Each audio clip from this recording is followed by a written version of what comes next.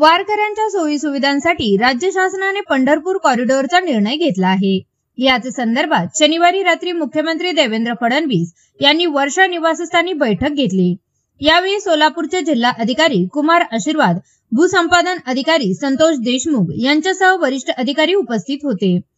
प्रशासकीय पातळीवर खऱ्या अर्थाने पंढरपूर कॉरिडॉर कामाला सुरुवात झाली असल्याचे दिसून येत आहे। या बैठकीत मुख्यमंत्री देवेंद्र फडणवीस यांनी अधिकाऱ्यांकडून भूसंपादन प्रक्रियेतील बारकावे समजून घेतल्याची माहिती मिळत आहे। या संदर्भात नागरिकांना विश्वासात घेण्यासाठी 25 जुलैपासून नागरिकांच्या बैठका आयोजित केल्या जात आहे। 3 उपजिल्हा अधिकारी दर्जाच्या अधिकाऱ्यांच्या मार्गदर्शनाखाली या बैठका आयोजित करण्यात येणार आहेत। सर्वसमावेशक चर्चा होण्यासाठी नागरिकांनी मोठ्या संख्येने सहभाग घेऊन प्रशासनाला सहकार्य करावे असेही आवाहन प्रशासनाकडून करण्यात आले आहे।